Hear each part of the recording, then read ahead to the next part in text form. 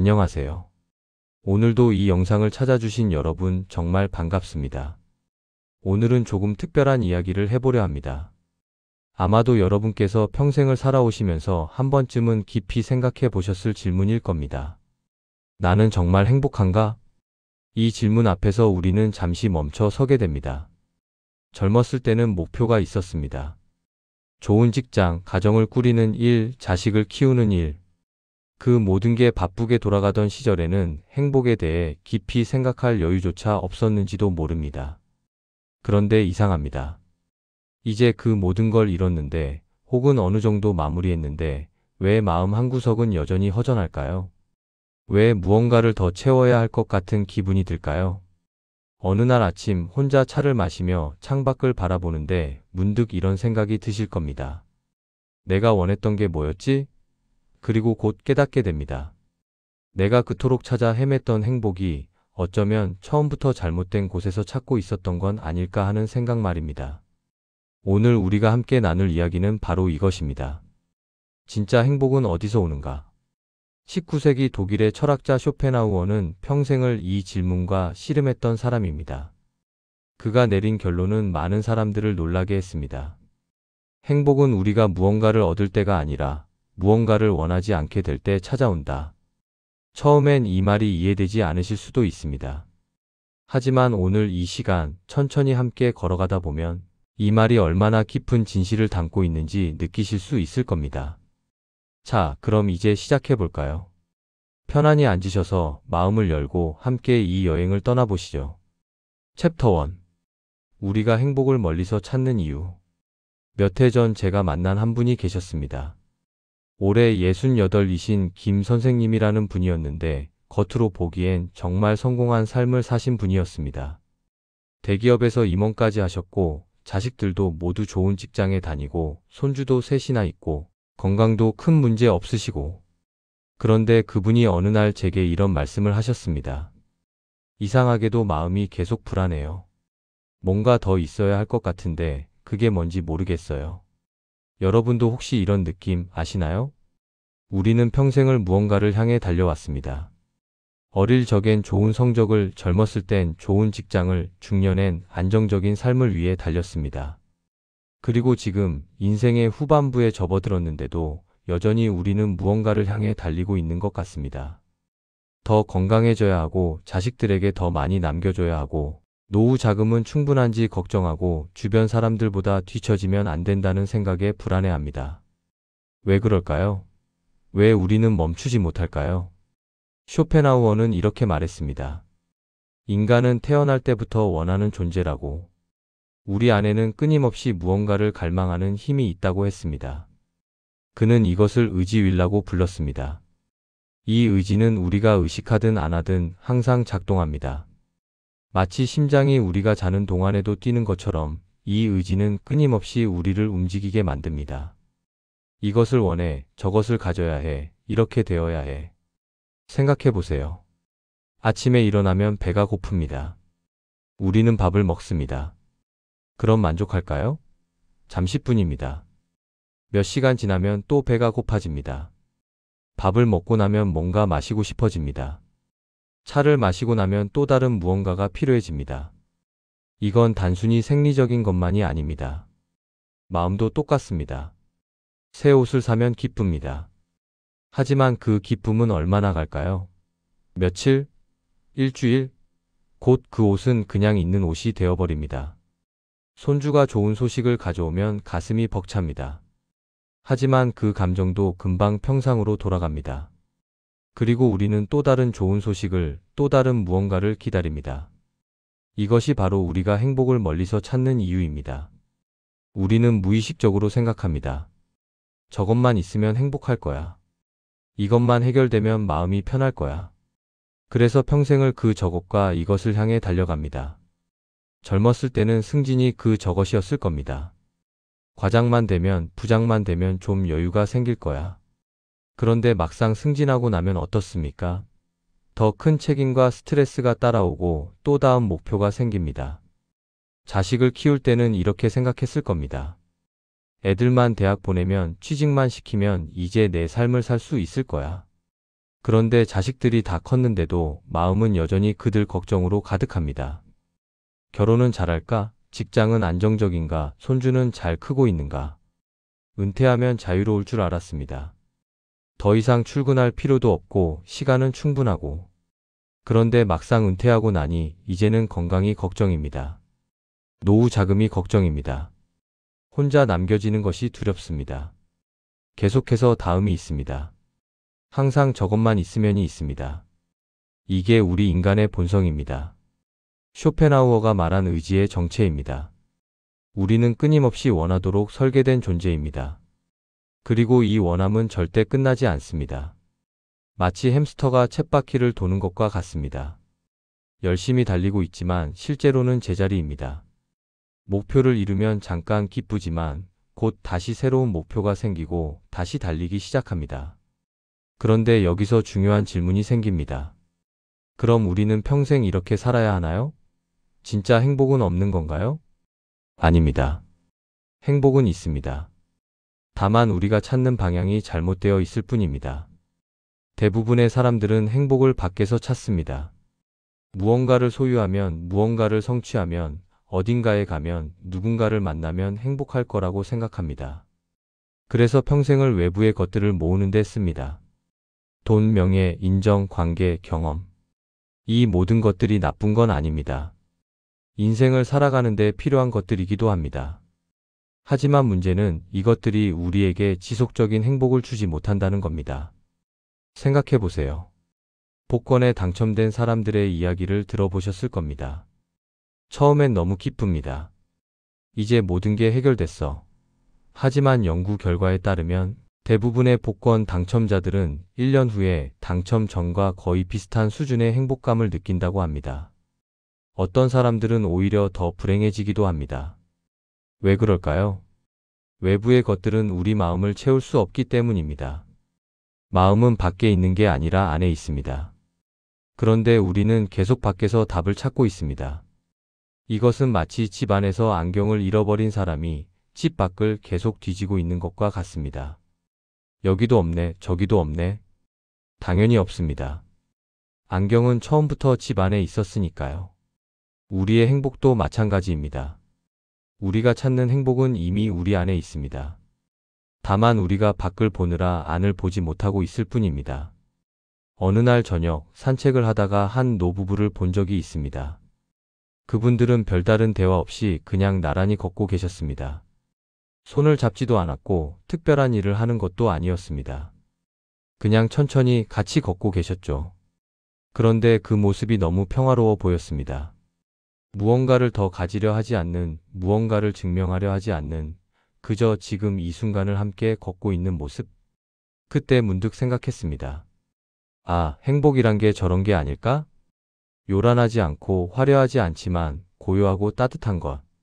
무언가를 더 얻어서가 아니라 지금 여기에 만족하는 것.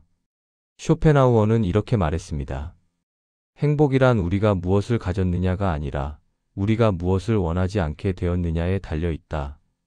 처음엔 이 말이 소극적으로 들릴 수 있습니다. 그럼 아무것도 원하지 말라는 거야? 그냥 포기하고 살라는 거야? 아닙니다. 그게 아닙니다. 이 말의 진짜 의미는 우리가 외부의 것들에 대한 집착에서 자유로워질 때 비로소 진짜 행복을 느낄 수 있다는 것입니다. 욕망의 사슬에서 벗어날 때 비로소 마음이 편안해진다는 것입니다. 생각해 보세요. 지금 이 순간 여러분이 정말로 필요한 게 뭡니까? 따뜻한 차 한 잔, 편안한 의자, 창밖의 햇살, 혹은 사랑하는 사람의 목소리. 이런 것들 아닐까요? 이미 여러분 곁에 있는 것들 말입니다. 우리는 너무 멀리 있는 것들을 보느라 가까이 있는 소중한 것들을 놓치고 있었는지도 모릅니다. 더 많은 것을 얻으려 하느라 이미 가진 것의 가치를 몰랐는지도 모릅니다. 앞으로 우리가 함께 나눌 이야기는 바로 이것입니다. 어떻게 하면 우리가 외부에서 행복을 찾는 습관에서 벗어날 수 있을까? 어떻게 하면 내면의 평화를 찾을 수 있을까? 어떻게 하면 지금 이 순간을 있는 그대로 받아들이고 만족할 수 있을까? 쇼펜하우어의 철학은 어둡다고들 말합니다. 비관적이라고도 합니다. 하지만 제가 보기에 그의 철학은 오히려 우리를 자유롭게 해줍니다. 왜냐하면 그는 우리에게 진실을 말해주기 때문입니다. 행복은 멀리 있지 않습니다. 다만 우리가 잘못된 곳을 보고 있을 뿐입니다. 이제 우리는 방향을 바꿀 때가 되었습니다. 밖이 아니라 안을 보는 것. 더 얻는 것이 아니라 덜 원하는 것. 채우는 것이 아니라 비우는 것. 이것이 오늘 우리가 함께 탐구할 길입니다. 챕터 2. 쇼펜하우어의 의지란 무엇인가? 쇼펜하우어를 처음 접하는 분들은 그의 철학이 조금 어렵게 느껴질 수 있습니다. 하지만 걱정하지 마세요. 오늘은 아주 쉽게 우리의 일상과 연결해서 설명해 드리겠습니다. 쇼펜하우어 철학의 핵심에는 의지라는 개념이 있습니다. 이 의지는 우리가 일상적으로 쓰는 의지력이나 의욕과는 조금 다른 의미입니다. 쇼펜하우어가 말하는 의지는 우리 존재의 가장 깊은 곳에서 작동하는 근본적인 힘입니다. 이것은 우리가 통제할 수 없는 생명 자체를 추동하는 힘이라고 할 수 있습니다. 예를 들어볼까요? 여러분이 배가 고프다고 느낄 때 그것은 여러분이 배고프기로 결심해서가 아닙니다. 그냥 배가 고파집니다. 누가 시키지 않아도 여러분이 원하든 원하지 않든 배고픔은 찾아옵니다. 피곤하면 자고 싶어집니다. 추우면 따뜻한 곳을 찾습니다. 이런 것들은 우리가 생각해서 결정하는 게 아닙니다. 우리 안에 어떤 힘이 그렇게 하도록 만듭니다. 쇼펜하우어는 이것을 의지라고 불렀습니다. 그리고 이 의지는 단순히 생존을 위한 것만이 아니라 우리 삶의 모든 영역에서 작동한다고 했습니다. 더 많이 가지고 싶은 마음, 인정받고 싶은 마음, 안전하고 싶은 마음, 사랑받고 싶은 마음. 이 모든 것들이 의지의 표현입니다. 그런데 여기서 중요한 점이 있습니다. 이 의지는 절대 만족하지 않는다는 것입니다. 한번 생각해 보세요. 여러분이 오랫동안 원하던 무언가를 마침내 얻었을 때 그 기쁨이 얼마나 오래 갔습니까? 새 차를 샀을 때 처음 며칠은 정말 기뻤을 겁니다. 차에 타기만 해도 기분이 좋고 운전하는 게 즐거웠을 겁니다. 그런데 한 달, 두 달 지나니까 어떻습니까? 그냥 차입니다. 이제는 더 새로운 모델이 나온 게 눈에 들어옵니다. 은퇴 후 해외여행을 가셨던 분들도 마찬가지입니다. 평생 가고 싶었던 곳에 드디어 갔을 때 정말 감격스러웠을 겁니다. 사진도 많이 찍고 좋은 음식도 먹고 행복했죠. 그런데 여행에서 돌아온 지 한 달 후에는 어떻습니까? 다시 일상입니다. 그리고 또 다른 여행지가 궁금해집니다. 이것이 의지의 특성입니다. 끊임없이 다음을 원합니다. 채워지지 않습니다. 쇼펜하우어는 이렇게 표현했습니다. 의지는 영원히 갈증에 시달리는 존재다. 아무리 물을 마셔도 다시 목이 마르듯이 아무리 욕망을 채워도 다시 새로운 욕망이 생깁니다. 이것이 인간 존재의 근본적인 조건입니다. 그렇다면 우리는 왜 이런 존재가 되었을까요? 쇼펜하우어는 이렇게 생각했습니다. 우주 전체가, 생명 전체가 이 의지로 이루어져 있다고.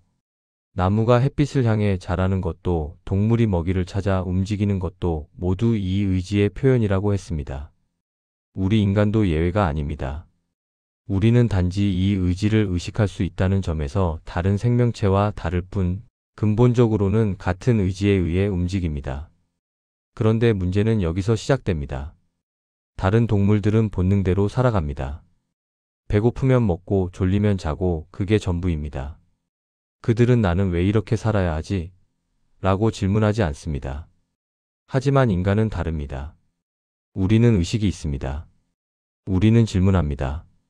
이게 다인가? 이렇게 계속 살아야 하나? 그리고 이 의식 때문에 우리는 고통받습니다. 배가 고프면 먹으면 됩니다. 그런데 인간은 여기서 멈추지 않습니다. 더 맛있는 걸 먹어야 해. 다른 사람들이 먹는 것보다 좋은 걸 먹어야 해. 건강에도 좋고 맛도 있는 걸 찾아야 해. 집이 있으면 됩니다. 그런데 인간은 여기서 멈추지 않습니다. 더 넓은 집이 있어야 해. 더 좋은 동네에 있어야 해. 주변 사람들에게 부끄럽지 않은 집이어야 해. 의지는 단순히 생존만을 원하지 않습니다. 더 많이, 더 좋게, 더 빨리를 원합니다. 그리고 우리의 의식은 이 욕망들을 끝없이 확장시킵니다. 제가 아는 한 어르신이 계셨습니다. 평생 성실하게 일하시고 저축하셔서 노후 준비를 아주 잘 해두셨습니다. 자식들도 잘 되었고 집도 있고 건강도 괜찮으셨습니다. 그런데 그분은 항상 불안해하셨습니다. 내 노후 자금이 충분할까? 만약에 큰 병에 걸리면 어떡하지? 요즘 물가가 계속 오르는데 괜찮을까?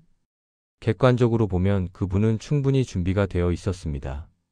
하지만 마음은 그렇지 않았습니다. 항상 더 만약에를 걱정했습니다. 이것이 의지가 우리에게 하는 일입니다. 절대 만족하지 못하게 합니다. 항상 무언가 부족하다고 느끼게 합니다. 쇼펜하우어는 이것을 매우 어두운 시각으로 봤습니다. 그는 인생이 본질적으로 고통이라고 생각했습니다.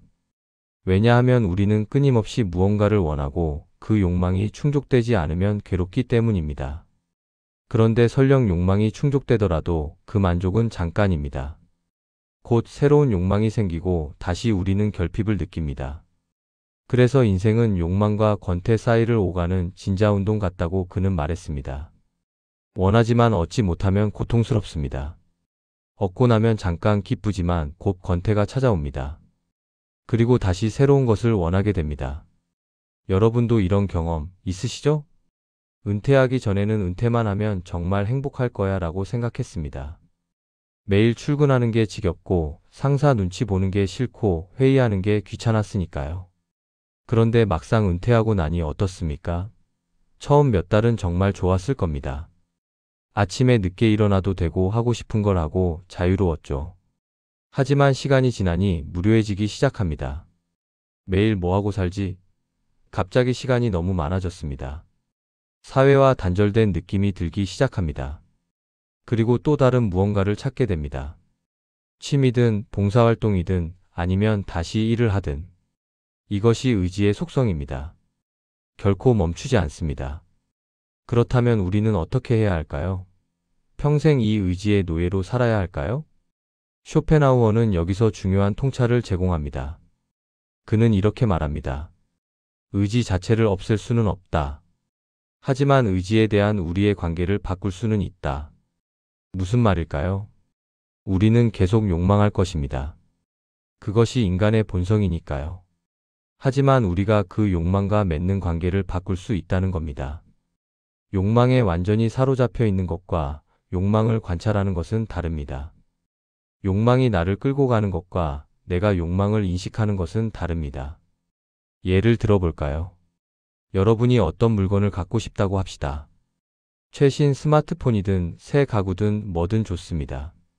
첫 번째 방식은 이렇습니다. 저거 갖고 싶어. 저게 있어야 해. 저게 없으면 불행해.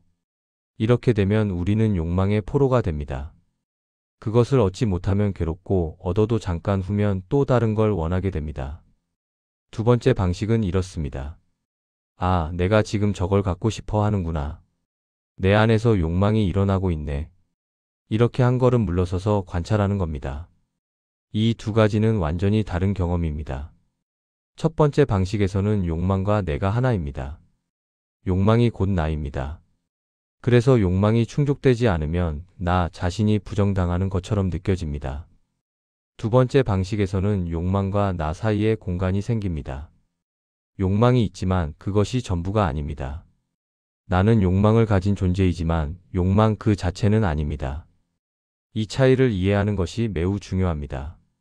쇼펜하우어는 우리가 의지로부터 완전히 자유로워질 수는 없다고 했습니다. 살아있는 한 우리는 원하고 바라는 존재일 수밖에 없습니다. 하지만 우리는 의지를 인식할 수 있습니다. 그리고 이 인식이 우리를 자유롭게 합니다. 마치 파도를 생각해 보세요. 바다에는 끊임없이 파도가 일어납니다. 파도를 막을 수는 없습니다. 그것이 바다의 본성이니까요. 하지만 우리가 깊은 바다 밑으로 내려가면 파도의 영향을 덜 받습니다. 표면에서는 파도가 크게 일렁이지만 깊은 곳은 고요합니다. 우리의 마음도 마찬가지입니다. 표면에는 끊임없이 욕망의 파도가 일어납니다. 하지만 우리가 마음의 깊은 곳으로 들어가면 그 파도에 휘둘리지 않을 수 있습니다. 이것이 쇼펜하우어가 말하는 의지로부터의 자유입니다. 욕망이 없어지는 게 아니라 욕망에 대한 우리의 태도가 바뀌는 것입니다. 한 가지 예를 더 들어볼까요? 여러분이 혹시 손주들이 오기를 기다린 적 있으신가요? 이번 주말에는 오겠지? 하고 기대하는데 자식한테서 연락이 옵니다. 죄송해요. 이번 주는 바빠서 못 갈 것 같아요. 이럴 때 어떤 기분이 드십니까?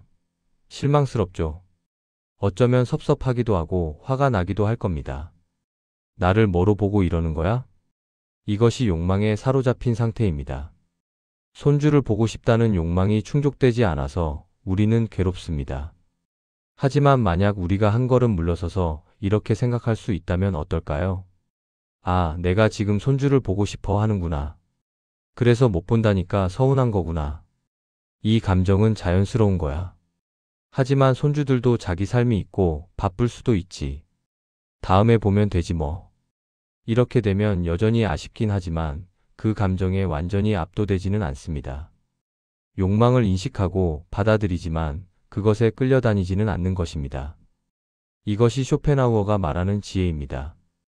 의지를 부정하는 게 아니라 의지를 이해하고 그것과 건강한 거리를 유지하는 것입니다. 물론 이것이 쉽지 않습니다. 우리는 평생 욕망과 동일시하며 살아왔으니까요. 하지만 불가능한 것도 아닙니다. 그리고 이것을 연습할 수 있는 나이가 바로 지금 인생의 후반기입니다. 젊었을 때는 욕망이 너무 강렬합니다. 성공하고 싶고 인정받고 싶고 사랑받고 싶고 그 욕망들이 우리를 강하게 끌고 갑니다. 하지만 나이가 들면서 우리는 조금씩 그 욕망들로부터 자유로워질 수 있습니다. 더 이상 증명할 게 없습니다. 더 이상 경쟁할 필요도 없습니다. 이제 우리에게 필요한 것은 욕망을 채우는 것이 아니라 욕망으로부터 자유로워지는 것입니다. 쇼펜하우어의 의지라는 개념을 이해하는 것, 그것이 바로 그 첫걸음입니다. 챕터 3. 욕망이 만들어내는 끝없는 결핍. 며칠 전 저는 한 카페에서 흥미로운 장면을 목격했습니다. 한 어르신 두 분이 앉아서 이야기를 나누고 계셨는데 한 분이 새로 산 시계를 자랑하고 계셨습니다. 꽤 비싼 명품 시계였던 것 같습니다. 이거 작년에 살까 말까 고민하다가 결국 이번에 샀어. 평생 열심히 살았으니까 이 정도는 가져야지. 그분의 얼굴에는 만족감이 역력했습니다. 그런데 옆에 앉은 다른 분이 이렇게 말씀하셨습니다. 좋네. 그런데 나는 요즘 이런 거 별로 안 땡기더라고. 집에 시계도 몇 개 있는데 결국 똑같아. 시간이나 보지. 순간 처음 분의 표정이 미묘하게 변했습니다. 자랑스러웠던 시계가 갑자기 덜 특별해 보이는 것 같았습니다. 이 작은 장면이 우리에게 많은 것을 말해줍니다. 욕망의 본질에 대해서 말이죠. 쇼펜하우어는 이렇게 말했습니다. 우리가 무언가를 원할 때 우리는 사실 그것 자체를 원하는 게 아니다. 우리는 그것을 가짐으로써 느낄 수 있을 거라 믿는 만족감을 원한다. 시계를 산 그 어르신은 정말 시계가 필요해서 샀을까요? 이미 시계가 있었을 겁니다. 휴대폰으로도 시간을 볼 수 있습니다. 그분이 원했던 건 시계 자체가 아니었습니다. 그분은 나도 이 정도는 가질 수 있는 사람이야 라는 느낌을 원했던 겁니다. 혹은 평생 고생했으니 이제 보상받을 자격이 있어 라는 확인을 원했던 것일 수도 있습니다. 그런데 문제는 그 느낌이 오래가지 않는다는 것입니다. 처음 시계를 찼을 때는 정말 기분이 좋았을 겁니다. 거울을 볼 때마다 뿌듯했을 거예요. 하지만 일주일, 한 달이 지나면 어떨까요? 그냥 시계가 됩니다. 그리고 어쩌면 다음에는 더 좋은 차를, 더 좋은 옷을 원하게 될지도 모릅니다. 이것이 욕망의 함정입니다. 욕망은 결코 우리를 만족시키지 못합니다. 오히려 욕망은 계속해서 새로운 결핍을 만들어냅니다. 생각해 보세요. 여러분이 젊었을 때 월급이 얼마면 만족하셨을 것 같습니까? 처음 직장 다닐 때는 아마도 한 달에 100만 원만 벌면 충분할 것 같아 이렇게 생각하셨을 겁니다. 그런데 100만 원을 벌게 되니까 어떻습니까? 부족합니다. 200만 원이 필요합니다. 200만 원을 벌게 되면 또 부족합니다. 300만 원, 500만 원. 끝이 없습니다. 은퇴하신 지금 노후 자금은 얼마면 충분할까요? 1억? 2억? 5억? 어떤 금액을 말씀드려도 아마 그 정도면 안심이긴 한데 좀 더 있으면 더 좋겠지 이렇게 생각하실 겁니다. 이것이 욕망의 본질입니다. 욕망은 구체적인 목표를 가지고 있는 것처럼 보이지만 실제로는 만족을 목표로 하는 게 아닙니다. 욕망의 진짜 목표는 계속 욕망하는 것 자체입니다. 쇼펜하우어는 이것을 의지의 끝없는 갈증이라고 표현했습니다. 아무리 마셔도 갈증이 해소되지 않는 물과 같다고 했습니다. 왜 그럴까요? 왜 우리는 채워지지 않을까요? 그 이유는 욕망의 근원이 결핍에 있기 때문입니다. 우리가 무언가를 원한다는 것은 곧 우리가 그것이 없다고 느낀다는 뜻입니다. 더 정확히 말하면 우리 자신이 불완전하다고 느낀다는 뜻입니다. 저 시계가 있으면 나는 더 나은 사람이 될 거야. 저 집에 살면 나는 더 행복할 거야. 손주들이 더 자주 오면 나는 덜 외로울 거야. 이 모든 생각의 밑바탕에는 지금의 나는 충분하지 않다는 느낌이 깔려 있습니다. 그래서 우리는 끊임없이 무언가를 더하려고 합니다. 내 삶에, 내 집에, 내 통장에, 내 관계에 뭔가를 더해야 나는 완전해질 거라고 믿습니다. 하지만 이것은 착각입니다. 아무리 많이 더해도 그 근본적인 결핍감은 사라지지 않습니다. 왜냐하면 그 결핍감은 외부에서 오는 게 아니라 우리 마음에서 오기 때문입니다.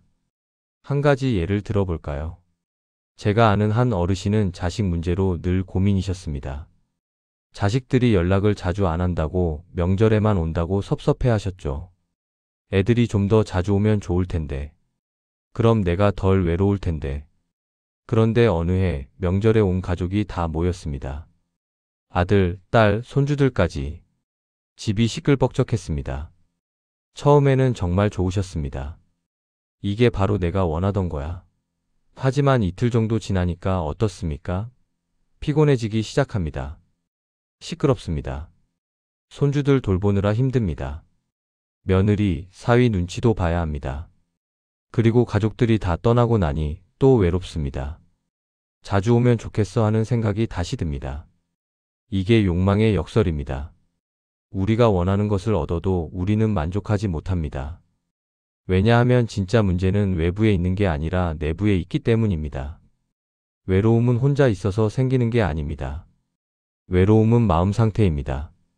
혼자 있어도 외롭지 않을 수 있고 사람들 속에 있어도 외로울 수 있습니다. 불안도 마찬가지입니다. 돈이 부족해서 불안한 게 아닙니다. 마음이 불안하니까 돈이 아무리 있어도 부족하게 느껴지는 겁니다. 쇼펜하우어는 이것을 매우 명확하게 보았습니다. 그는 이렇게 말했습니다. 사람들은 자신의 불행이 외부 환경 때문이라고 생각한다. 그래서 환경을 바꾸려고 애쓴다. 하지만 진짜 문제는 자기 자신 안에 있다. 그래서 환경을 아무리 바꿔도 불행은 따라다닌다. 이 말이 처음엔 가혹하게 들릴 수 있습니다. 그럼 환경은 중요하지 않다는 거야? 가난하든 부자든 똑같다는 거야? 아닙니다. 물론 환경은 중요합니다. 건강하고 경제적으로 안정되고 좋은 관계를 가지는 것은 분명 중요합니다. 하지만 쇼펜하우어가 말하고자 하는 것은 이것입니다.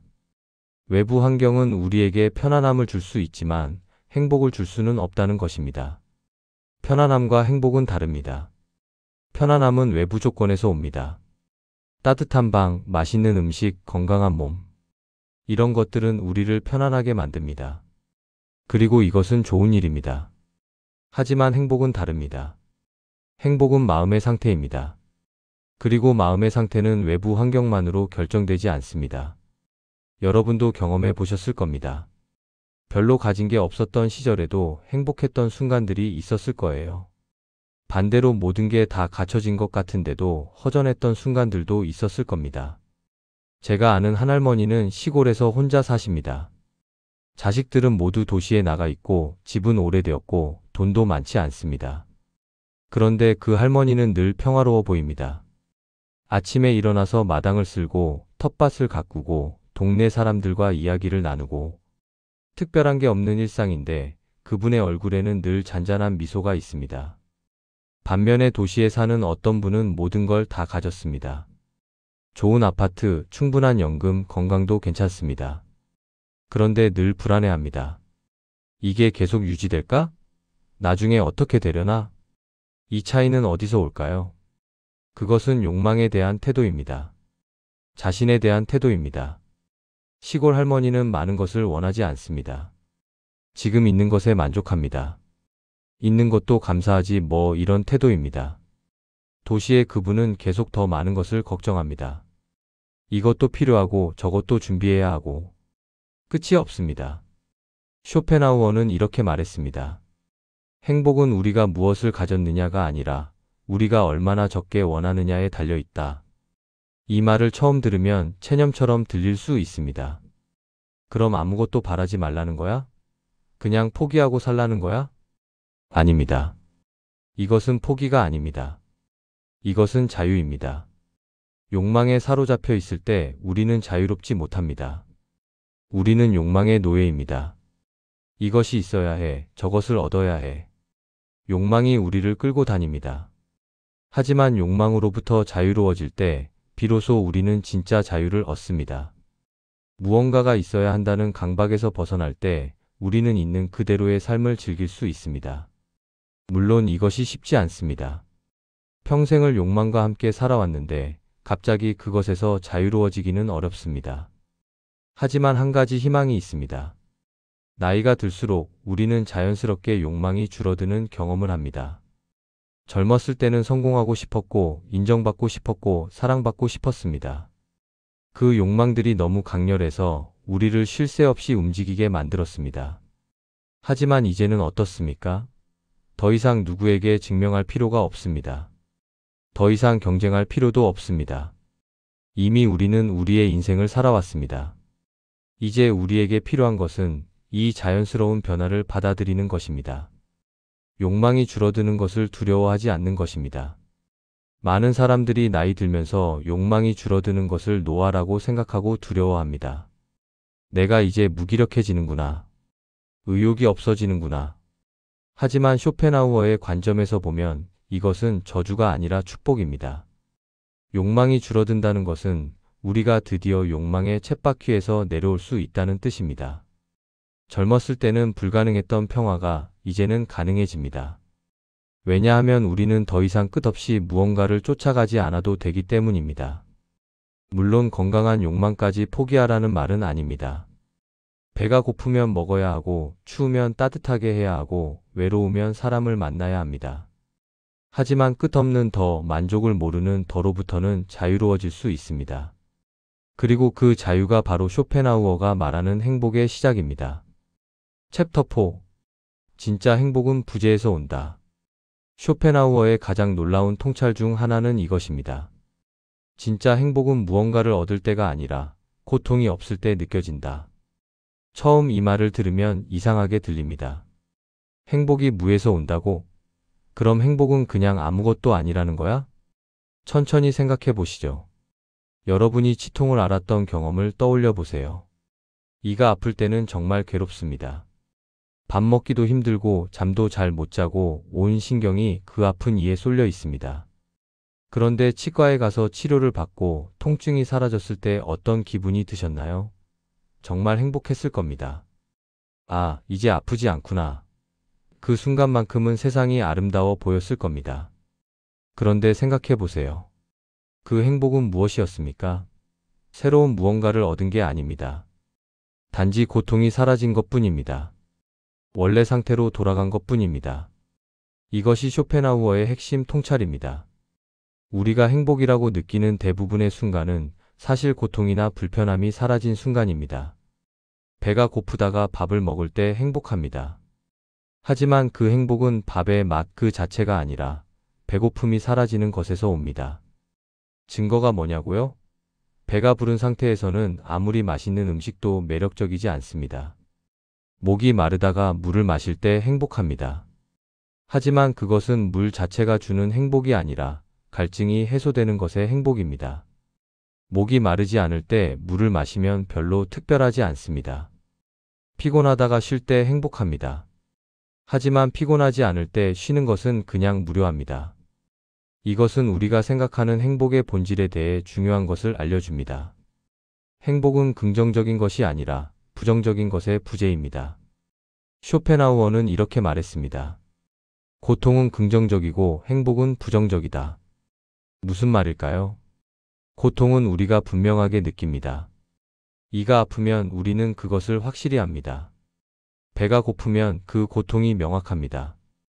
외로우면 그 괴로움이 실제합니다. 하지만 행복은 어떻습니까? 행복은 대부분 그 고통들이 없는 상태입니다. 이가 아프지 않고 배가 고프지 않고 외롭지 않은 상태. 그것이 우리가 행복이라고 부르는 것입니다. 이것을 이해하는 것이 왜 중요할까요? 왜냐하면 우리는 평생 잘못된 곳에서 행복을 찾아왔기 때문입니다. 우리는 행복이 무언가를 얻는 것이라고 생각했습니다. 더 많은 돈, 더 좋은 집, 더 많은 인정, 더 깊은 관계. 하지만 쇼펜하우어는 말합니다. 진짜 행복은 그런 것들을 얻는 데 있지 않다고. 진짜 행복은 원하지 않는 상태, 불편하지 않은 상태, 고통받지 않는 상태에 있다고. 한번 생각해 보세요. 여러분이 진짜로 평화로웠던 순간을 떠올려 보세요. 아마도 그것은 화려한 순간이 아니었을 겁니다. 파티나 축하 같은 것이 아니었을 거예요. 어쩌면 이런 순간이었을지 모릅니다. 이른 아침 혼자 차를 마시면서 창밖을 바라보는 순간. 아무 생각도 없이 그냥 고요히 앉아 있는 순간. 혹은 산책을 하다가 벤치에 앉아서 하늘을 보는 순간. 특별한 일이 일어나지 않지만 마음이 편안한 순간. 혹은 손주가 자기 옆에 와서 가만히 앉아 있는 순간. 말을 나누지 않아도 그냥 함께 있는 것만으로 따뜻한 순간. 이런 순간들이 진짜 행복입니다. 그리고 이 순간들의 공통점이 뭡니까? 아무것도 원하지 않는다는 것입니다. 이 순간이 다른 무언가가 되기를 바라지 않습니다. 무언가를 더하고 싶지도 않고 무언가를 바꾸고 싶지도 않습니다.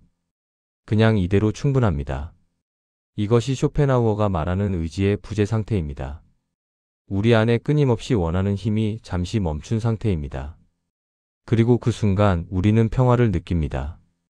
그런데 안타까운 것은 우리가 이런 순간들을 별로 소중하게 여기지 않는다는 겁니다. 왜냐하면 이런 순간들은 특별하지 않기 때문입니다. 우리는 행복이 뭔가 거창한 것이라고 생각합니다. 큰 성취, 큰 기쁨, 큰 만족.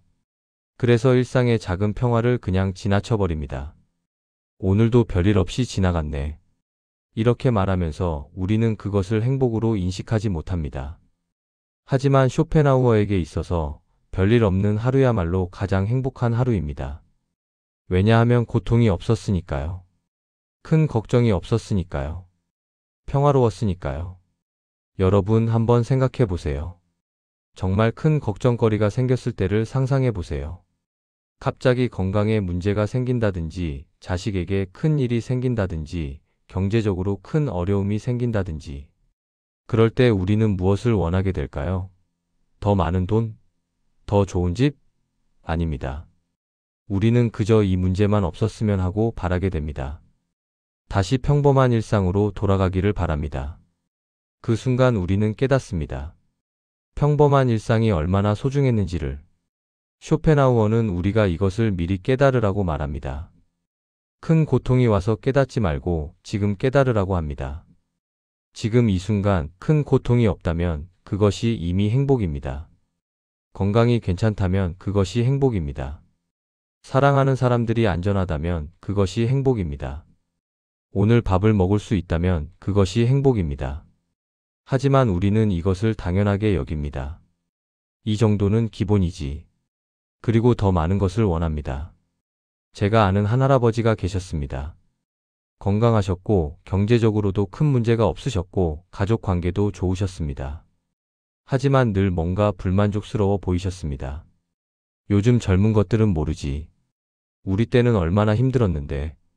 지금은 다들 잘 살잖아. 그런데 어느 날 갑자기 병원 진단을 받으셨습니다. 큰 병은 아니었지만 꽤 불편한 치료를 몇 달 받아야 하는 상황이었습니다. 치료를 마치고 나서 그분이 이렇게 말씀하셨습니다. 아, 아프지 않은 게 이렇게 좋은 줄 몰랐어. 그냥 아침에 일어나서 불편함 없이 밥 먹고 산책하고 이게 얼마나 큰 행복인지. 그분은 고통을 겪고 나서야 깨달았습니다. 자신이 가지고 있던 별것 아닌 일상이 사실은 가장 큰 행복이었다는 것을. 쇼펜하우어는 우리가 이것을 굳이 고통을 통해 배울 필요가 없다고 말합니다. 지혜를 통해 미리 알 수 있다고 합니다. 그 지혜란 이것입니다. 지금 이 순간 당신에게 큰 고통이 없다면 당신은 이미 행복하다. 이것을 받아들이기가 처음엔 어려울 수 있습니다. 왜냐하면 우리는 행복을 느끼고 싶어 하니까요. 뭔가 강렬한 기쁨, 흥분, 만족감을 느끼고 싶어 합니다. 하지만 쇼펜하우어는 말합니다. 그런 강렬한 감정들은 오래가지 않는다고. 그것들은 마치 파도처럼 왔다가 금방 사라진다고. 진짜 지속 가능한 행복은 고요함에 있습니다. 평온함에 있습니다. 아무것도 원하지 않는 순간의 평화에 있습니다. 이것은 불교의 가르침과도 일맥상통합니다. 사실 쇼펜하우어는 불교 철학에서 많은 영감을 받았습니다. 불교에서 말하는 열반은 모든 욕망이 소멸된 상태입니다. 그리고 그 상태가 최고의 행복이라고 가르칩니다. 쇼펜하우어도 비슷한 결론에 도달했습니다. 의지욕망과 진정된 상태, 그것이 우리가 도달할 수 있는 최고의 상태라고. 물론 우리가 완전히 모든 욕망을 없앨 수는 없습니다. 살아있는 한 어느 정도의 욕망은 필요합니다. 하지만 우리는 욕망을 줄일 수 있습니다. 그리고 욕망이 줄어들수록 우리는 더 평화로워집니다. 젊었을 때는 이것이 어려웠을 겁니다. 젊을 때는 욕망이 너무 강하니까요. 성취하고 싶고, 인정받고 싶고, 사랑하고 사랑받고 싶고, 그 모든 욕망들이 우리를 강하게 끌고 갔습니다. 하지만 이제는 다릅니다. 이제 우리는 인생의 후반부에 있습니다. 많은 것을 이미 경험했고, 많은 것을 이미 이루었습니다.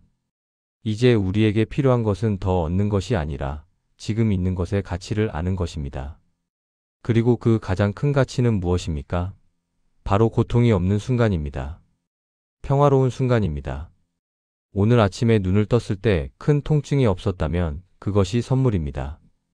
오늘 밥을 먹을 때 맛있게 먹을 수 있었다면 그것이 행복입니다. 오늘 누군가와 이야기를 나눌 수 있었다면 그것이 축복입니다. 이런 것들은 거창하지 않습니다. 화려하지 않습니다. 하지만 이것들이 진짜입니다. 이것들이 실제하는 행복입니다.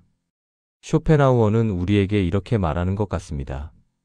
더 이상 멀리 찾지 마세요. 행복은 여기에 바로 지금 이 순간에 있습니다. 고통이 없는 이 순간, 평온한 이 순간, 그것이 당신이 찾던 행복입니다. 챕터 5. 인생 후반기, 행복의 방향을 바꾼다는 것. 인생의 전반부와 후반부는 완전히 다른 과제를 가지고 있습니다.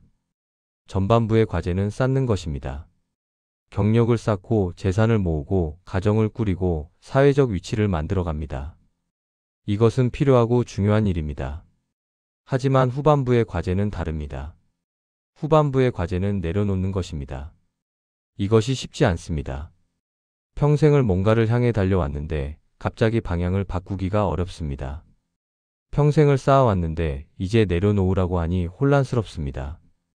하지만 이것을 이해하지 못하면 인생의 후반부는 괴로울 수밖에 없습니다. 왜냐하면 우리는 계속 전반부의 방식으로 살려고 하기 때문입니다. 여전히 뭔가를 쌓으려 하고, 여전히 성취하려 하고, 여전히 인정받으려 합니다. 그런데 이제는 상황이 다릅니다. 몸은 예전만 못하고 사회적 위치도 변했고 역할도 달라졌습니다. 그래서 같은 방식으로 살려고 하면 좌절하게 됩니다. 쇼펜하우어는 이것을 명확히 봤습니다. 그는 인생의 각 시기마다 다른 지혜가 필요하다고 했습니다. 젊었을 때는 의지의 힘이 필요합니다. 원하고 추구하고 성취하는 힘. 이것이 삶을 앞으로 밀고 나가게 합니다. 하지만 늙어서는 의지의 진정이 필요합니다. 덜 원하고 덜 추구하고 있는 그대로를 받아들이는 지혜. 이것은 패배가 아닙니다. 이것은 다음 단계로 나아가는 것입니다. 생각해 보세요. 나무의 일생을 보면 젊은 나무는 위로 자라는데 모든 에너지를 씁니다. 더 크게, 더 높이. 그래야 햇빛을 더 많이 받을 수 있으니까요. 하지만 나이 든 나무는 다릅니다. 더 이상 위로 자라는데 집착하지 않습니다. 대신 뿌리를 더 깊이 내리고 가지를 더 넓게 펼칩니다. 그늘을 만들고 새들이 쉴 곳을 제공합니다.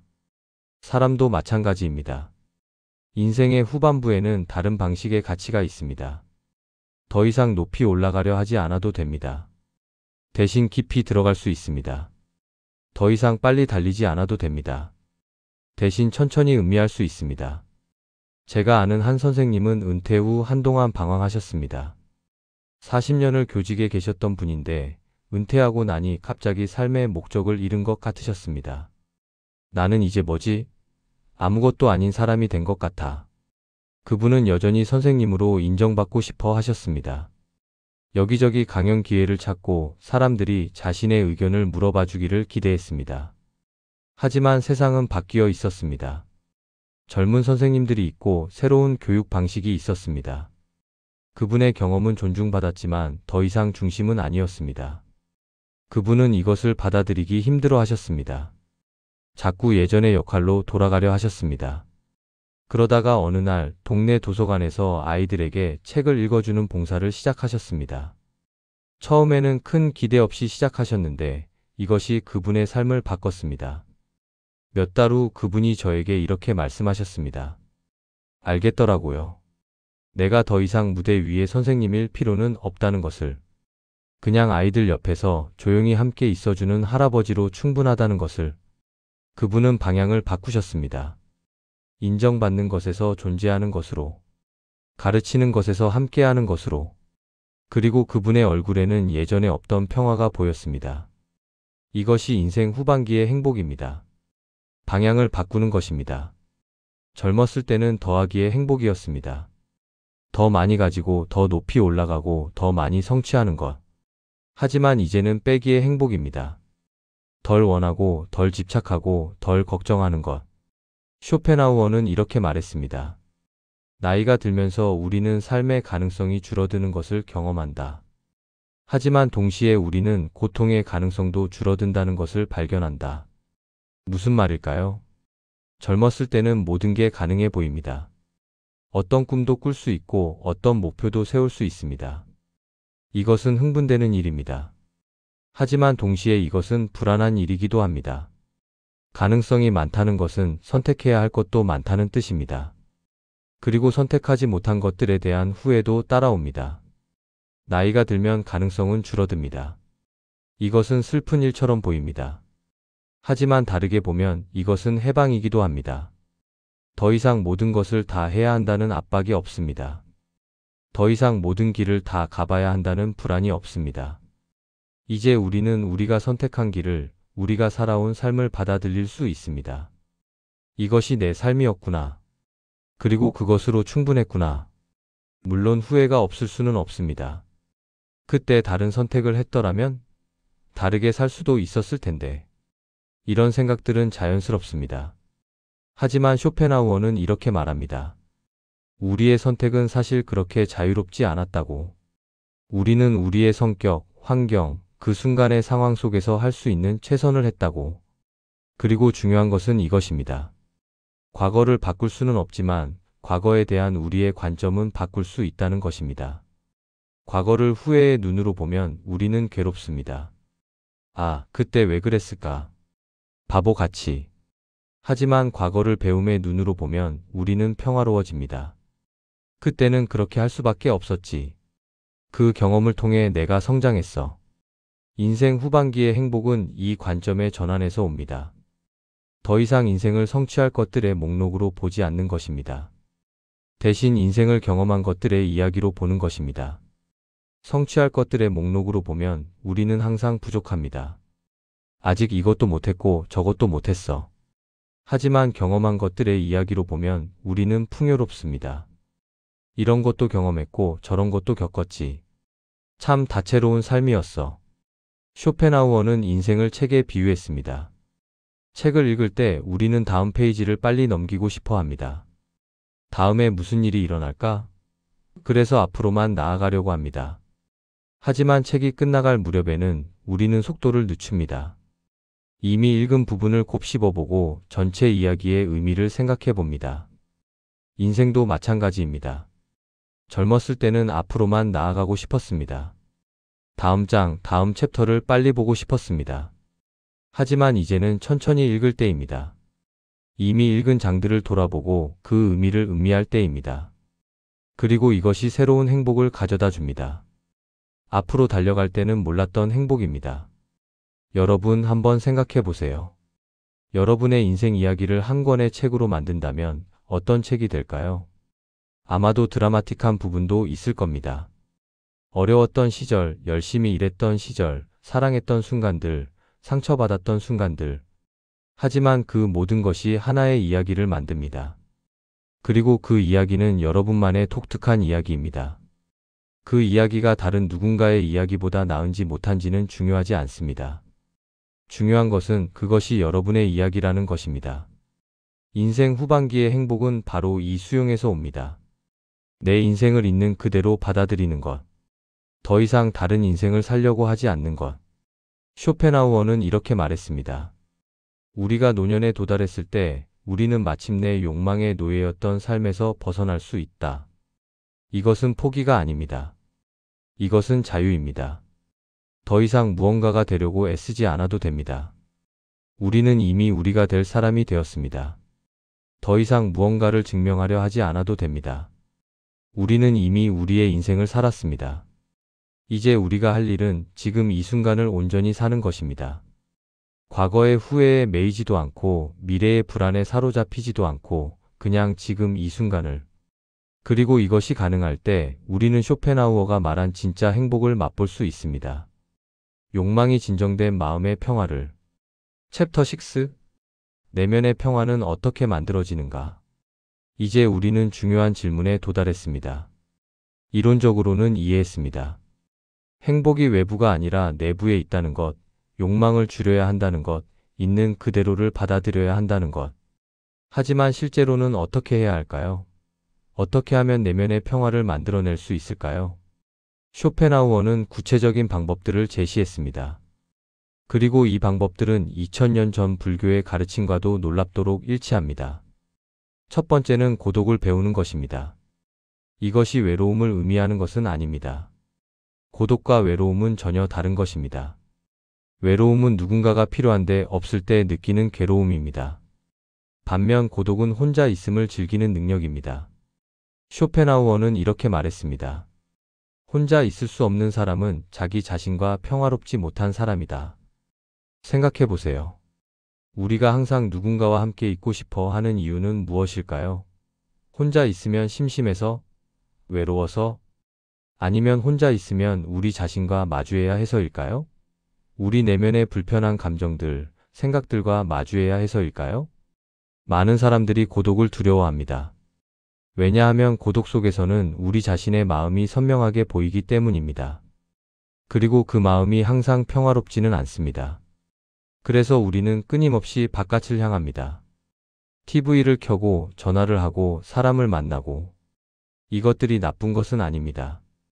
하지만 만약 우리가 단 1시간도 혼자 고요히 있지 못한다면 그것은 문제입니다. 쇼펜하우어는 혼자 있는 시간을 즐길 수 있는 사람이 진정으로 부유한 사람이라고 했습니다. 왜냐하면 그는 자기 자신 안에 풍부한 내면 세계를 가지고 있기 때문입니다. 한 할머니가 제게 이런 말씀을 하셨습니다. 예전에는 혼자 있는 게 너무 싫었어요. 남편이 출장 가면 불안하고 자식들이 다 나가면 덩그러니 혼자 남은 것 같아서 슬펐죠. 그런데 나이 들어서 깨달았어요. 혼자 있는 시간이 얼마나 소중한지. 이제는 아침에 혼자 차 마시는 시간이 하루 중 가장 좋아요. 이것이 고독을 배운다는 것입니다. 혼자 있는 것을 견디는 게 아니라 혼자 있는 것을 즐기는 것입니다. 그러려면 우리는 우리 내면과 친해져야 합니다. 우리의 생각, 감정, 기억들과 편안해져야 합니다. 처음에는 어려울 수 있습니다. 혼자 조용히 앉아 있으면 온갖 생각들이 떠오릅니다. 걱정, 후회, 불안. 이것들이 불편하게 느껴집니다. 하지만 계속 연습하다 보면 점차 그 생각들과 평화롭게 공존하는 법을 배웁니다. 생각이 떠오르는 것을 막으려 하지 않고 그냥 지나가게 둡니다. 마치 하늘을 지나가는 구름처럼. 이것이 명상의 핵심이기도 합니다. 그리고 쇼펜하우어도 이런 고요한 관조의 시간을 매우 중요하게 여겼습니다. 두 번째는 소유보다 존재에 집중하는 것입니다. 우리는 평생 무언가를 소유하는 데 집중해 왔습니다. 물건, 돈, 지위, 관계. 이것들을 얻고 유지하는 데 많은 에너지를 썼습니다. 하지만 쇼펜하우어는 말합니다. 진짜 중요한 것은 무엇을 가졌느냐가 아니라 어떻게 존재하느냐라고. 무슨 말일까요? 예를 들어볼까요? 두 사람이 같은 공원을 산책한다고 합시다. 한 사람은 산책하면서도 계속 생각합니다. 집에 가서 뭐 해야 하지? 내일은 뭐 하지? 다음 주에 손주들이 올 텐데 뭘 준비해야 하지? 다른 사람은 그냥 걷습니다. 발밑에 흙기를 느끼고 나뭇잎 사이로 비치는 햇살을 보고 새소리를 듣습니다. 온전히 지금 이 순간 걷는 것 자체에 있습니다. 같은 공원, 같은 시간이지만 두 사람의 경험은 완전히 다릅니다. 첫 번째 사람은 하는 두잉 모드에 있습니다. 항상 다음을 생각하고 뭔가를 계획하고 문제를 해결하려 합니다. 두 번째 사람은 있는 비잉 모드에 있습니다. 지금 이 순간에 온전히 존재합니다. 쇼펜하우어가 말하는 내면의 평화는 이 있는 모드에서 옵니다. 우리는 평생 하는 모드로 살아왔습니다. 해야 할 일, 이뤄야 할 목표, 해결해야 할 문제. 이것들이 우리를 계속 앞으로 밀고 갔습니다. 하지만 이제는 있는 모드를 배울 때입니다. 무언가를 하지 않아도, 무언가를 성취하지 않아도 그냥 존재하는 것만으로 충분하다는 것을 배울 때입니다. 이것은 쉽지 않습니다. 왜냐하면 우리는 쓸모로 자신의 가치를 평가하도록 훈련받았기 때문입니다. 나는 무엇을 하는 사람이다. 나는 무엇을 만들어냈다. 나는 이런 역할을 한다. 하지만 은퇴 후 역할이 줄어들면 우리는 불안해집니다. 나는 이제 쓸모없는 사람인가? 쇼펜하우어는 말합니다. 당신의 가치는 당신이 하는 것에 있지 않다고. 당신의 가치는 당신이 존재한다는 그 자체에 있다고. 한 할아버지가 손주에게 이런 말을 했습니다. 할아버지는 이제 아무것도 못해. 돈도 못 벌고 힘든 일도 못하고. 그러자 손주가 이렇게 대답했습니다. 할아버지, 할아버지가 여기 계시는 것만으로도 좋은걸요. 할아버지 옆에 있으면 마음이 편하네요. 그 순간 할아버지는 깨달았습니다. 자신의 가치가 하는 것에만 있지 않다는 것을. 있는 것 자체가 이미 충분한 가치가 있다는 것을. 세 번째는 비교하지 않는 것입니다. 쇼펜하우어는 이렇게 말했습니다. 우리의 불행의 대부분은 비교에서 온다. 생각해 보세요. 여러분이 정말 불행하다고 느꼈던 순간들을 떠올려 보세요. 대부분 누군가와 비교했을 때가 아니었나요? 저 사람은 나보다 돈이 많아. 저 사람은 자식들이 더 잘 됐어. 저 사람은 건강도 더 좋아 보여. 우리는 끊임없이 비교합니다. 그리고 비교할 때마다 우리는 불행해집니다. 왜냐하면 비교는 절대 우리를 만족시키지 못하기 때문입니다. 누군가보다 잘났다고 생각하면 우월감을 느끼지만 그것은 금방 사라집니다. 그리고 곧 나보다 더 나은 누군가가 눈에 들어옵니다. 쇼펜하우어는 말합니다. 진정한 평화는 비교를 멈출 때 온다고. 다른 사람이 어떻게 사는지는 중요하지 않다. 중요한 것은 내가 어떻게 사느냐다. 이것을 실천하려면 어떻게 해야 할까요? 먼저 우리는 비교하는 습관을 알아차려야 합니다. 우리가 얼마나 자주 자동적으로 비교하는지 관찰해 보세요. 아, 지금 내가 저 사람과 비교하고 있구나. 이렇게 알아차리는 것만으로도 큰 변화가 시작됩니다. 그 다음 우리는 의도적으로 초점을 돌립니다. 다른 사람이 가진 것에서 내가 가진 것으로. 저 사람은 저것을 가졌지만 나는 이것을 가지고 있어. 그리고 더 나아가면 비교 자체를 놓아버립니다. 저 사람은 저 사람의 삶이고 나는 나의 삶이야. 둘은 비교할 수 없는 거야. 이것이 가능해지면 정말로 자유로워집니다. 더 이상 다른 사람의 삶이 내 행복에 영향을 미치지 않습니다. 네 번째는 감사를 연습하는 것입니다. 쇼펜하우어의 철학은 비관적이라고 알려져 있지만 그는 감사의 중요성도 알고 있었습니다. 그는 이렇게 말했습니다. 우리가 가진 것에 집중하면 행복해지고 우리가 없는 것에 집중하면 불행해진다. 단순한 말이지만 실천하기는 어렵습니다.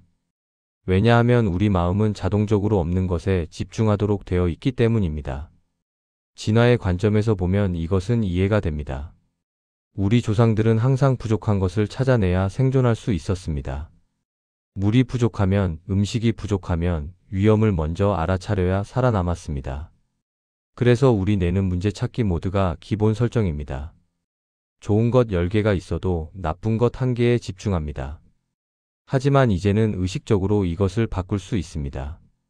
매일 아침 혹은 저녁에 감사한 것 3가지를 떠올려 보세요. 크고 특별한 것일 필요 없습니다. 오늘 날씨가 좋았다. 맛있는 식사를 했다. 친구와 좋은 대화를 나눴다. 이렇게 간단한 것들입니다. 처음에는 형식적으로 느껴질 수 있습니다. 하지만 계속하다 보면 우리 마음이 점차 있는 것에 집중하는 법을 배웁니다. 그리고 놀라운 일이 일어납니다. 실제로 감사할 일들이 더 많이 보이기 시작합니다. 세상이 바뀐 게 아닙니다. 우리가 보는 방식이 바뀐 것입니다. 쇼펜하우어는 이렇게 말했습니다. 같은 세상도 어떤 사람에게는 지옥이고 어떤 사람에게는 천국이다. 차이는 세상이 아니라 그 사람의 내면에 있다. 내면의 평화를 만드는 것, 그것은 결국 우리의 관점을 바꾸는 것입니다. 외부를 바꾸려는 노력에서 내면을 조율하는 지혜로. CHAPTER 7. 욕망을 다루는 실제적 기술. 이제 좀 더 구체적이고 실용적인 이야기를 해보겠습니다. 욕망을 어떻게 실제로 다룰 수 있을까요? 쇼펜하우어는 욕망을 완전히 없앨 수는 없다고 했습니다. 하지만 욕망과 건강한 관계를 맺을 수는 있다고 했습니다. 첫 번째 기술은 욕망과 필요를 구별하는 것입니다. 필요니드와 욕망 완등은 다릅니다. 필요는 우리가 기본적으로 살아가기 위해 꼭 있어야 하는 것입니다. 음식, 물, 잠, 기본적인 안정과 건강. 욕망은 그 이상의 것들입니다. 더 맛있는 음식, 더 좋은 집, 더 비싼 물건, 더 많은 인정. 문제는 현대 사회가 욕망을 필요처럼 느끼게 만든다는 것입니다. 이 정도는 있어야지. 요즘 이 나이면 다들 이 정도는 하는데. 이런 생각들이 욕망을 필요로 착각하게 만듭니다. 그래서 우리는 의식적으로 물어봐야 합니다. 이것이 정말 필요한가? 아니면 그냥 원하는 건가? 이것이 없으면 나는 불행한가? 아니면 단지 만족스럽지 않은 건가? 이 질문들은 단순해 보이지만 우리의 마음을 명확하게 해줍니다. 한 할머니가 최신 스마트폰을 사려고 고민하셨습니다. 주변 사람들이 다 쓰고 있고 손주들도 권했습니다. 그런데 그분은 스스로에게 물어봤습니다. 이것이 정말 필요한가? 지금 내가 쓰는 폰으로도 전화하고 문자하고 사진 찍는 데는 문제가 없는데. 생각해보니 그분이 정말 원했던 것은 최신 폰이 아니라 뒤처지지 않는다는 느낌이었습니다. 즉, 이것은 필요가 아니라 욕망이었습니다. 이것을 깨닫고 나니 그분은 새 폰을 사지 않아도 괜찮았습니다. 왜냐하면 진짜 문제는 폰이 아니라 마음이었으니까요. 두 번째 기술은 욕망의 비용을 계산하는 것입니다.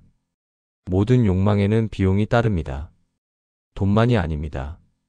시간, 에너지, 마음의 평화도 비용입니다. 쇼펜하우어는 이렇게 말했습니다. 우리가 무언가를 얻기 위해 치르는 대가가 그것이 주는 만족보다 클 때가 많다. 예를 들어볼까요? 더 좋은 아파트로 이사하고 싶다고 합시다. 더 넓고 더 좋은 동네에 있고. 이것은 자연스러운 욕망입니다. 하지만 그 비용을 계산해 보세요. 돈은 얼마나 더 들까요? 이사 준비하느라 스트레스는 얼마나 받을까요? 새로운 동네에 적응하는데 시간이 얼마나 걸릴까요? 지금 익숙한 이웃들과 멀어지는 것은 어떻습니까? 이 모든 것을 고려했을 때 정말 그만한 가치가 있을까요? 가끔은 그렇습니다. 진짜로 필요하고 그 이익이 비용보다 큽니다. 하지만 많은 경우 우리는 비용을 제대로 계산하지 않습니다. 그냥 좋을 것 같다는 느낌만으로 결정합니다. 한 할아버지가 비싼 골프 회원권을 사려고 하셨습니다. 이제 시간도 많은데 골프나 치면서 건강 챙겨야지. 그런데 회원권 비용만이 아니었습니다. 장비도 사야 하고 매번 필드에 나갈 때마다 비용이 들고 시간도 많이 걸립니다. 더 중요한 것은 그분이 정말 골프를 좋아하시는지도 확실하지 않았습니다. 그냥 주변 사람들이 하니까 해야 할 것 같았던 겁니다. 결국 그분은 회원권을 사는 대신 동네 공원에서 산책하고 가벼운 운동을 시작하셨습니다. 비용은 훨씬 적게 들었고 오히려 더 만족스러워 하셨습니다. 욕망의 비용을 제대로 계산하면 많은 욕망들이 실제로는 그렇게 매력적이지 않다는 것을 알게 됩니다. 세 번째 기술은 욕망의 뿌리를 들여다보는 것입니다. 우리가 무언가를 원할 때 그 욕망의 이면에는 더 깊은 무언가가 있습니다. 예를 들어 새 옷을 사고 싶다고 합시다. 왜일까요? 정말 옷이 부족해서? 아니면 다른 이유가 있을까요? 좀 더 깊이 들여다보면 어쩌면 이런 것들을 발견할 수 있습니다. 요즘 늙어 보이는 것 같아서 싫어. 새 옷을 입으면 젊어 보일 것 같아.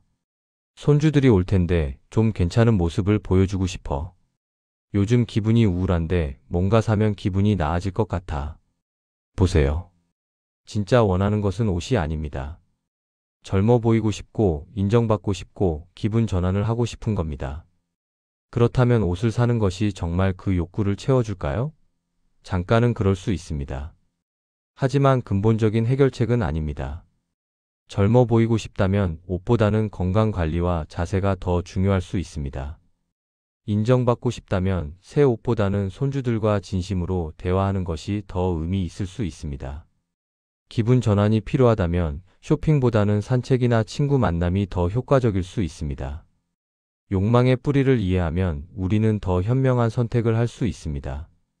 표면적인 욕망을 쫓는 대신 진짜 필요를 채울 수 있습니다. 네 번째 기술은 욕망을 미루는 것입니다. 즉각적인 만족을 추구하는 것이 현대 사회의 특징입니다. 원하면 바로 주문하고 바로 가지고 바로 경험합니다. 하지만 쇼펜하우어는 말합니다. 욕망과 만족 사이에 시간을 두는 것이 지혜라고. 무언가를 정말 사고 싶을 때 일주일 기다려 보세요. 일주일 후에도 여전히 그것을 원한다면 그때 다시 생각해 보세요. 놀랍게도 많은 욕망들이 일주일만 지나면 사라집니다. 그것은 진짜 필요가 아니라 순간적인 충동이었던 겁니다. 이 기술은 충동 구매를 막는데도 효과적이지만 더 깊은 의미가 있습니다. 우리는 욕망에 즉각 반응하지 않아도 된다는 것을 배웁니다. 욕망이 일어날 수 있습니다. 하지만 우리가 꼭 그것을 따라야 하는 것은 아닙니다. 이것이 자유입니다. 욕망이 주인이 아니라 내가 주인인 것입니다. 다섯 번째 기술은 만족의 기준을 낮추는 것입니다. 이것이 부정적으로 들릴 수 있습니다. 기준을 낮춘다고? 그럼 나태해지는 거 아냐? 아닙니다. 이것은 현실적이 되는 것입니다. 우리의 기대가 너무 높으면 우리는 항상 실망합니다. 어떤 일이 일어나도 이 정도로는 부족해라고 느낍니다. 하지만 기대를 합리적으로 조정하면 우리는 더 자주 만족을 느낍니다. 예를 들어 자식들이 일주일에 한 번은 꼭 전화해야 한다고 기대한다면 전화가 안 올 때마다 섭섭합니다. 하지만 바쁠 수도 있지. 한 달에 한두 번이라도 연락하면 감사하지라고 생각한다면 전화가 올 때마다 기쁩니다. 쇼펜하우어는 이렇게 말했습니다. 행복의 공식은 간단하다. 기대를 낮추고 감사를 늘려라. 여섯 번째 기술은 대체 만족을 찾는 것입니다. 때로 우리의 욕망은 충족될 수 없습니다. 돈이 부족하거나 건강이 허락하지 않거나 상황이 맞지 않습니다. 이럴 때 우리는 선택할 수 있습니다. 계속 불만족하며 살 것인가, 아니면 대체 만족을 찾을 것인가. 해외여행을 가고 싶지만 여건이 안 된다면 동네의 새로운 장소들을 탐험해 볼 수 있습니다. 비싼 식당에서 식사하고 싶지만 부담스럽다면 집에서 특별한 요리를 해볼 수 있습니다. 손주들이 자주 오지 않아 아쉽다면 동네 아이들과 소통할 수 있는 봉사활동을 해볼 수 있습니다. 이것은 타협이 아닙니다. 이것은 창의성입니다. 우리의 진짜 욕구를 이해하고 그것을 채울 다른 방법을 찾는 것입니다. 일곱 번째, 그리고 가장 중요한 기술은 지금에 집중하는 것입니다. 대부분의 욕망은 미래에 관한 것입니다. 저것을 가지면 나는 행복할 거야. 이것은 항상 미래 시제입니다. 하지만 우리가 실제로 살 수 있는 시간은 오직 지금뿐입니다. 과거는 이미 지나갔고 미래는 아직 오지 않았습니다. 쇼펜하우어는 이렇게 말했습니다. 현재 순간을 온전히 경험하는 사람은 시간의 흐름으로부터 자유롭다. 무슨 말일까요? 우리가 항상 미래를 걱정하고 과거를 후회한다면 우리는 지금을 놓칩니다. 그리고 지금이야말로 우리가 실제로 살아가는 유일한 시간입니다. 지금 이 순간 숨을 쉬고 있습니다. 심장이 뛰고 있습니다. 주변에 무언가가 보이고 들립니다. 이것이 우리의 실제 삶입니다. 하지만 우리는 이것을 놓치고 머릿속의 생각 속에서 삽니다. 지금에 집중하는 연습을 해보세요. 밥을 먹을 때 정말로 맛을 느끼며 먹어보세요. TV를 보면서 휴대폰을 보면서가 아니라 그냥 먹는 것에 집중하세요. 걸을 때 진짜로 걷는 것을 느껴보세요. 발이 땅에 닿는 감각, 공기가 피부에 닿는 느낌. 이렇게 지금에 집중하면 욕망이 줄어듭니다. 왜냐하면 욕망은 지금은 부족해, 나중에 뭔가 있어야 해라는 생각에서 오기 때문입니다. 하지만 지금에 충분히 집중하면 지금이 이미 충분하다는 것을 느낍니다. 이 모든 기술들은 한 번에 완벽하게 할 수 없습니다. 연습이 필요합니다. 그리고 가끔은 실패할 수도 있습니다. 하지만 괜찮습니다. 쇼펜하우어도 평생 이것을 연습했습니다. 완벽한 사람은 없습니다. 중요한 것은 방향입니다. 우리가 욕망의 노예로 사는 것이 아니라 욕망과 지혜롭게 공존하는 방향으로 나아가는 것입니다. CHAPTER 8. 쇼펜하우어의 지혜로 바라본 노년의 행복. 이제 우리의 여정이 끝나가고 있습니다. 마지막으로 이야기하고 싶은 것은 쇼펜하우어의 철학이 특별히 노년에 어떤 의미를 가지는가 하는 것입니다. 쇼펜하우어 자신도 늙어서야 진정한 평화를 찾았다고 고백했습니다. 젊었을 때는 그도 명예와 인정을 갈망했고 세상의 인정을 받지 못해 괴로워했습니다. 하지만 나이가 들면서 그는 자신의 철학을 실제로 살아내기 시작했습니다. 그리고 그는 이렇게 말했습니다. 노년은 젊음보다 훨씬 행복할 수 있다. 왜냐하면 우리는 더 이상 욕망의 노예가 아니기 때문이다. 이것이 노년의 가장 큰 선물입니다. 젊었을 때는 온갖 욕망이 우리를 사로잡습니다. 성공하고 싶고, 사랑받고 싶고, 인정받고 싶고, 부자가 되고 싶고. 이 욕망들이 우리를 쉴 새 없이 몰아갑니다.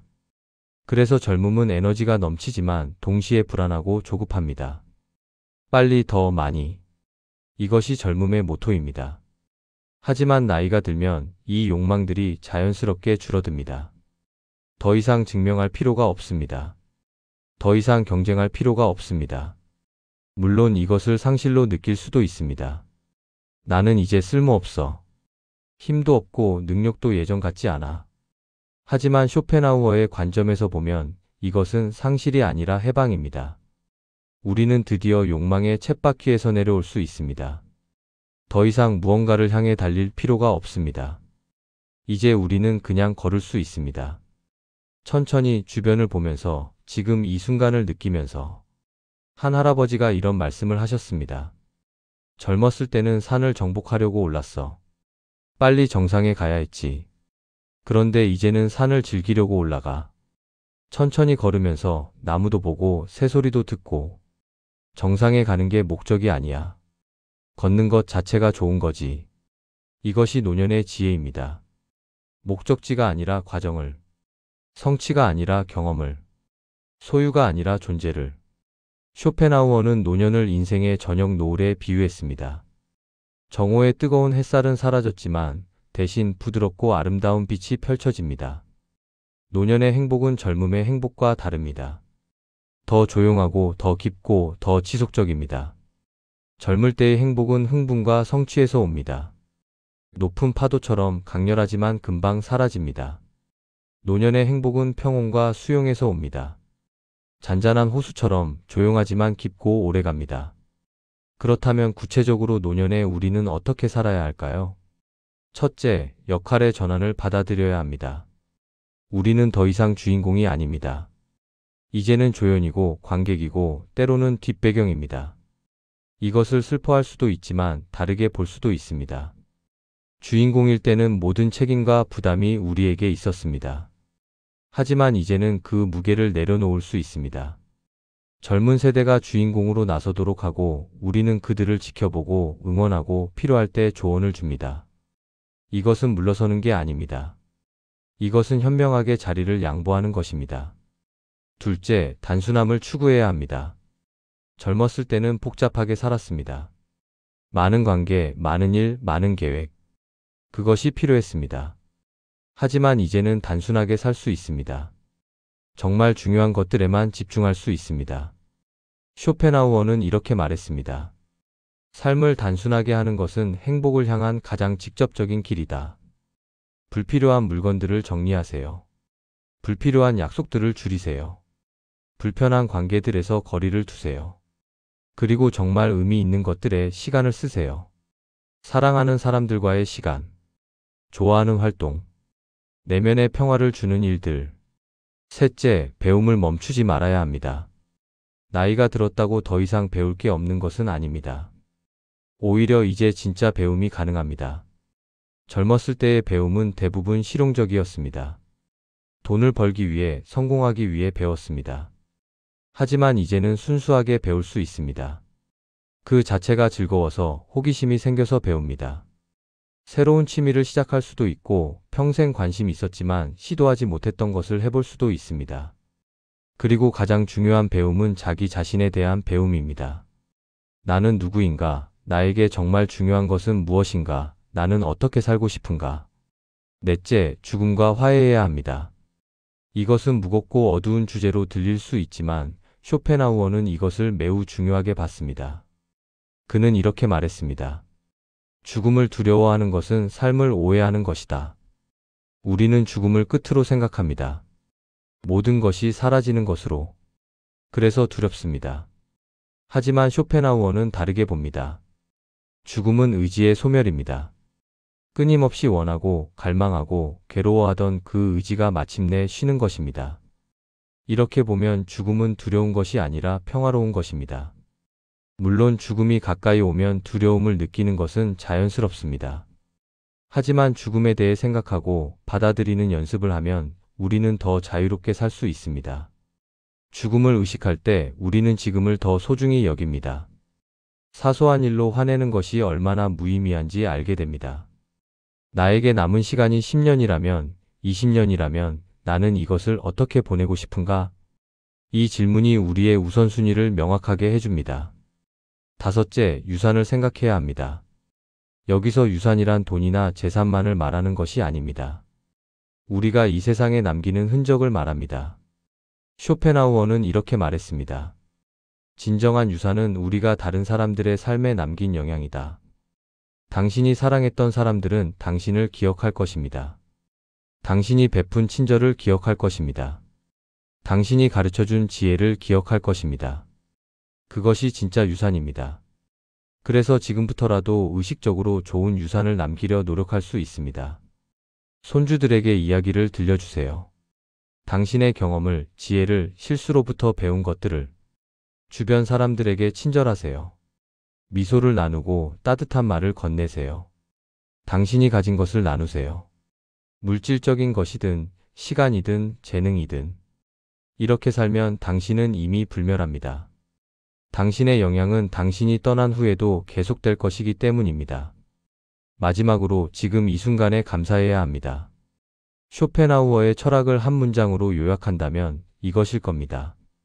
행복은 우리가 무엇을 가졌느냐가 아니라 우리가 지금을 어떻게 경험하느냐에 달려 있다. 지금 이 순간 당신은 살아 있습니다. 숨을 쉬고 있습니다. 생각할 수 있고 느낄 수 있습니다. 이것이 기적입니다. 당연한 것이 아닙니다. 언젠가 이 모든 것이 끝날 것입니다. 그렇기에 지금이 더 소중합니다. 노년의 행복은 거창한 데 있지 않습니다. 아침 햇살, 따뜻한 차 한 잔, 사랑하는 사람의 손길, 이런 작은 것들에 있습니다. 그리고 이런 작은 것들을 온전히 느낄 수 있는 것, 그것이 노년의 특권입니다. 젊었을 때는 너무 바빠서 이런 것들을 느낄 겨를이 없었습니다. 하지만 이제는 충분히 시간이 있습니다. 그 시간을 어떻게 쓰느냐가 우리의 선택입니다. 불평하며 보낼 수도 있고 감사하며 보낼 수도 있습니다. 과거를 후회하며 보낼 수도 있고 지금을 즐기며 보낼 수도 있습니다. 미래를 걱정하며 보낼 수도 있고 현재에 집중하며 보낼 수도 있습니다. 쇼펜하우어는 우리에게 선택권이 있다고 말합니다. 외부 환경을 바꿀 수는 없어도 그것을 경험하는 방식은 바꿀 수 있다고. 그리고 그 선택이 우리의 행복을 결정합니다. 오늘 우리는 쇼펜하우어와 함께 긴 여행을 했습니다. 욕망의 본질을 탐구하고 행복의 진짜 의미를 생각해보고 내면의 평화를 찾는 방법을 배웠습니다. 이 모든 것을 한 번에 다 실천할 수는 없을 겁니다. 그럴 필요도 없습니다. 다만 한 가지만 기억하세요. 행복은 멀리 있지 않습니다. 행복은 여기 바로 지금 이 순간에 있습니다. 더 많은 것을 가질 때가 아니라 덜 원하게 될 때 찾아옵니다. 무언가를 얻을 때가 아니라 고통이 없을 때 느껴집니다. 미래에 있는 게 아니라 현재를 온전히 경험할 때 나타납니다. 여러분은 이미 충분합니다. 여러분의 인생은 이미 가치 있습니다. 여러분이 지금까지 살아온 그 모든 순간들이 여러분을 지금의 여러분으로 만들었습니다. 이제는 증명할 필요가 없습니다. 더 얻을 필요도 없습니다. 그냥 지금 이대로 여러분은 충분합니다. 오늘 저녁 혹은 내일 아침 조용히 앉아서 차 한 잔을 마셔보세요. 아무 생각 없이 그냥 차의 온기를, 맛을, 향을 느껴보세요. 그 순간 여러분은 쇼펜하우어가 말한 행복을 경험하게 될 것입니다. 조용하고 깊고 진짜인 행복을. 오늘도 이 영상을 끝까지 들어주셔서 감사합니다. 여러분 모두의 하루하루가 평화롭기를 진심으로 바랍니다. 구독, 좋아요, 알림 설정은 큰 힘이 됩니다. 그럼 다음에 또 뵙겠습니다. 감사합니다.